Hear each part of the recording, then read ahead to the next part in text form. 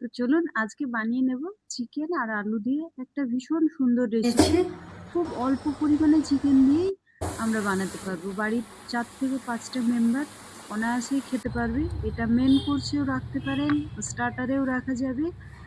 মানে ভীষণ পারফেক্ট একটা রেসিপি। আবার যারা ডায়েট একটা করবেন শেপ ভাবছেন দিয়ে তারাও আপনাদের খেতে পারেন। দেখিয়ে তবে দিই। আলুটা একটু বাদ দিয়ে দেবেন। তাহলেই হবে। তো একটা আমি আলু নিয়ে নিয়েছি। তো চলুন আলুটা ছিলে নিচ্ছি। আজকে বটি দিয়েই ছিলছি। বাইরে একটু ওয়েদারটা মেঘলা, মেঘলা, তো জানালায় বসে, বসেই আলুটা ছিলে নেব।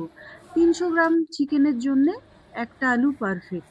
তবে বেশি আলু দেবেন না, তাহলে আলু, আলু হয়ে যাবে। জাস্ট আলুটা দিচ্ছি বাইন্ডিং এর জন্যে।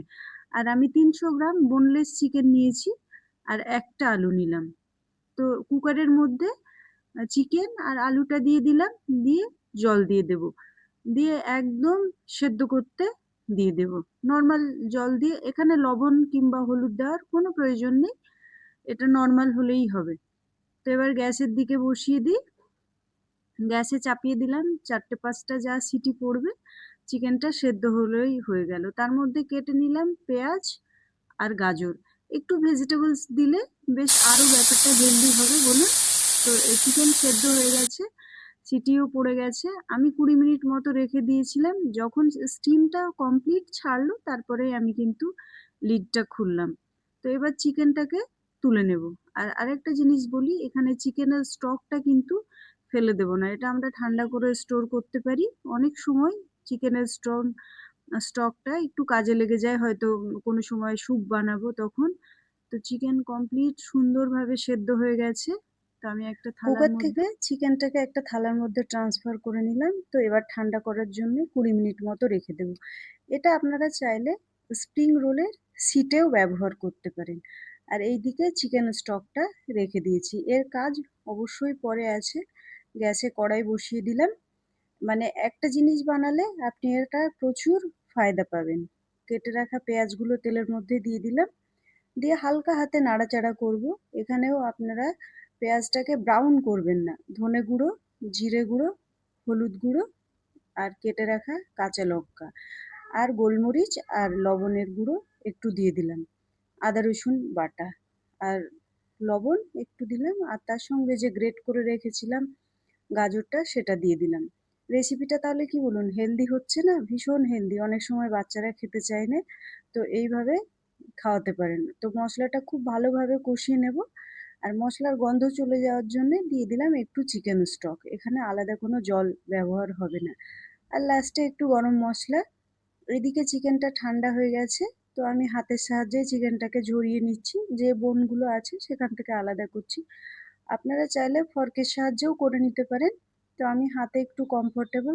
এইরকম একটা ঝুরঝুরে শেপ নিয়ে আসবেন। তো এইদিকে মশলাটাও রেডি হয়ে গেছে।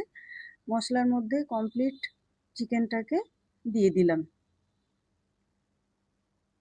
দিয়ে আবারও হালকাভাবে নাড়াচাড়া করে দেব। এইভাবে ৩-৪ বার উল্টে পাল্টে দেব। আর যে আলুটা সেদ্ধ করে রেখেছিলাম এটাকে ম্যাশ করে নেবেন, মানে ভর্তা বানাবেন না। ভর্তা দিলে ব্যাপারটা অন্যরকম হয়ে যাবে। তো গ্রেটার দিয়ে এরকম একটু ম্যাশ করে নেবেন। যদিও আলুটা একটু স্টিকি আছে, তারপরে ওই চিকেনের মিশ্রণে আলুটাকে দিয়ে দেবেন। দিয়ে আবারও খুব ভালোভাবে নাড়াচাড়া করতে হবে। কিন্তু যে মানে করতে হবে যেন ওই সে ভর্তার মধ্যে আলু ম্যাশ পটেটো এটা না হয়ে যায়। এইভাবে খুব আলতো হাতেই নাড়াচাড়া করে নেবেন খুব সুন্দরভাবে। তো দেখুন একদম কমপ্লিট হয়ে এসছে। আর ব্যাপারটা হবে সফট। তো আমি একটা আলাদা থালায় ট্রান্সফার করে নিচ্ছি। আর আরেকটা জিনিস রান্নার সময় খেয়াল রাখবেন, কড়াইয়ে আমরা অনেক সময় রান্না ছেড়ে দিই, এটা কখনোই করতে হয় না। তাহলে রান্নার হিটিং প্রসেসটা নষ্ট হয়ে যায়। তো হাতে একটু সর্ষের তেল দিয়ে নিলাম। দিয়ে আমি এটা এখন টিকিয়ার শেপ দিয়ে নিব। আপনারা চাইলে এইভাবেও খেতে পারেন, পেঁয়াজ কাঁচা লঙ্কা ছড়িয়ে, কিংবা স্প্রিং রোলের শিটে ব্যবহার করতে পারেন। তো ভিডিওটা ভালো লাগলে অবশ্যই একটা লাইক, শেয়ার, কমেন্টস করবেন, যেটা পড়ে আমি খুশি হব। আর আপনাদের জন্য সুন্দর সুন্দর আমি রেসিপি দেওয়ার অবশ্যই চেষ্টা করব। তো আমি এই শেপ দিয়েই ফ্রিজের মধ্যে রেখে দিয়েছি।